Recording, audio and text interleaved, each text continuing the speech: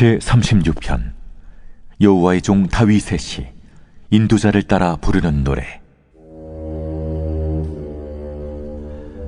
악인의 죄가 그의 마음속으로 이르기를 그의 눈에는 하나님을 두려워하는 빛이 없다 하니 그가 스스로 자랑하기를 자기의 죄악은 드러나지 아니하고 미워함을 받지도 아니하리라 하미로다.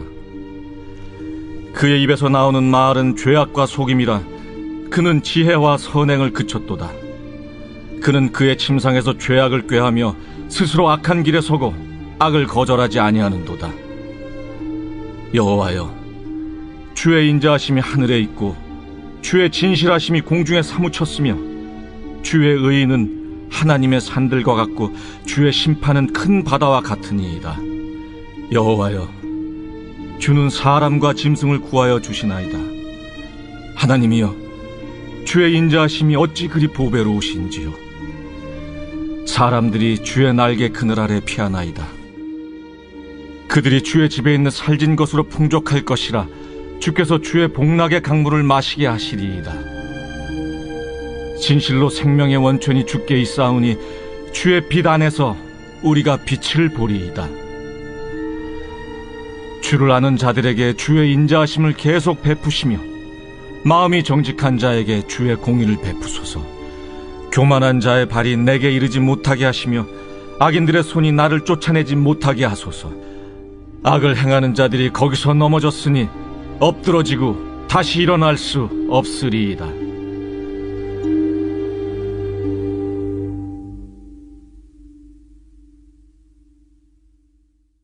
오늘 시편 36편의 말씀 속에서도 다윗은 계속해서 아름다운 고백으로 하나님을 찬양하고 있습니다.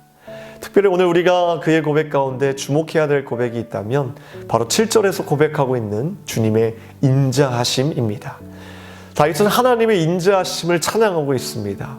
인자하심, 히브리어로 헤세드입니다. 이것은 변치 않는 사랑, 긍휼, 선하심, 다함이 없는 사랑으로 번역되고 신약에서는 은혜와 같은 뜻으로 사용되고 있다는 것을 알 수 있습니다. 다윗은 자신에게 어김없이 찾아오는 아침의 해처럼 그 은혜의 빛이 항상 비추기에 그 변함없는 은혜로 살아간다는 것입니다. 작년쯤인가요? 태양이 달에 가려지는 일식을 보신 분들이 계실 겁니다.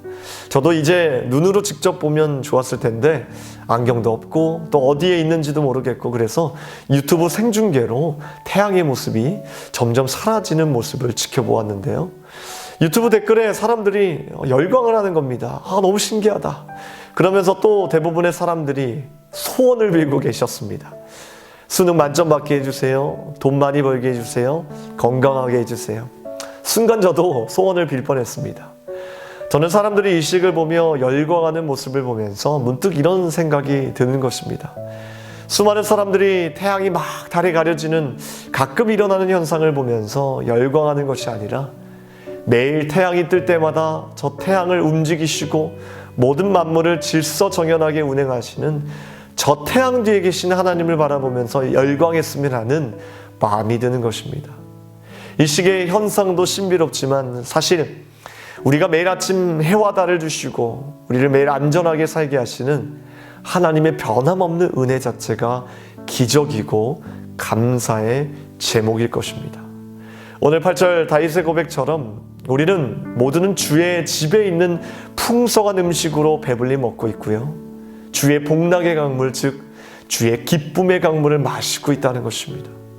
저와 여러분뿐만 아니라 모든 피조물들, 모든 사람들이 주께서 흘려보내시는 기쁨의 강물로 인해 살고 있다는 것입니다. 전적인 하나님의 사랑과 은혜 때문에 살고 있습니다. 그런데 문제는 여전히 많은 사람들이 모른다는 것입니다. 깨닫지 못하고 있는 것입니다. 단순히 태양이 가려지는 현상에만 열광하고 그 안에 계시는 하나님을 발견하지 못하고 있습니다. 심지어 믿는 우리들도 매일 아침마다 허락하시는 이 은혜를 망각할 때가 많습니다. 작은 시험에, 작은 파도에, 작은 어려움에 우리는 너무나도 쉽게 그 은혜를 망각합니다. 그래서 매일매일 성령의 도움이 필요합니다. 그래서 매일 하나님 앞에 기도해야 되는 것입니다. 그래서 우리는 기도할 때 우리 앞에 있는 문제들, 어려움을 해결해 주세요가 아니라 가장 먼저 기도할 제목은 하나님, 오늘도 내 삶 속에서 은혜를 발견할 수 있는 믿음의 눈을 주세요라고 기도해야 되는 것입니다. 이것이 하나님께서 말씀하시는 지혜이고 명철함입니다. 솔로몬은 잠언 1장에서 지혜에 대해서 이렇게 정의하고 있습니다. 이는 지혜와 훈계를 알게 하며 명철의 말씀을 깨닫게 하며. 여러분, 지혜의 또 다른 이름은 명철입니다. 이 말은 남이 보지 못하는 미묘한 차이까지도 능히 식별한다는 뜻입니다.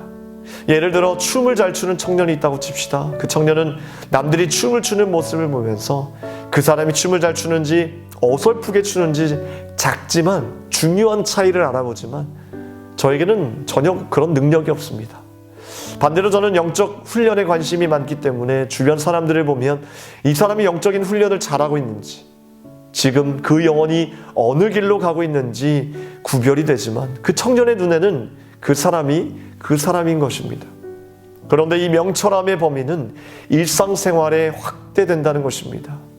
우리가 단순히 옳고 그름의 차이만을 발견하는 것이 아니라 무엇이 선한지, 최선인지, 차선인지까지도 구별할 수 있고, 특별히 남들이 보지 못하는 미세한 은혜를 발견하게 되고, 어떤 삶이 정말 하나님께서 원하시는 삶인지, 하나님의 사랑이 얼마나 크신지를 매일매일 순간마다 평범한 삶 속에서도 깨닫게 된다는 것입니다. 우리는 이처럼 하나님이 주시는 지혜로 내 일상생활 속에서 작지만 소중한 은혜를 발견해낼 줄 아는 지혜를 달라고 기도합시다. 다윗은 9절에 이렇게 고백하고 있습니다. 진실로 생명의 원천이 주께 있사오니 주의 비단에서 우리가 빛을 보리이라. 현대인의 성경은 이 구절을 이렇게 번역했습니다. 주는 생명의 원천이시므로 우리가 주의 빛 가운데 빛을 봅니다. 할렐루야. 내 중심에 예수님이 계시면 어떠한 상황 속에서도 우리는 주의 은혜의 빛을 발견할 수 있고, 그 빛으로 세상을 달리 볼 수 있지만 내 안에 예수님이 계시지 않으면 그 빛은 그냥 내 눈만 멀게 하는, 그리하여 눈먼 자가 될 것이라는 겁니다. 똑같은 창살로 내다보는 두 사람, 하나는 진흙을, 하나는 별을 본다. 랭브리지라는 사람은 이 고백을 통해 우리로 똑같은 감옥창으로 내다보는 두 사람을 상상케 합니다.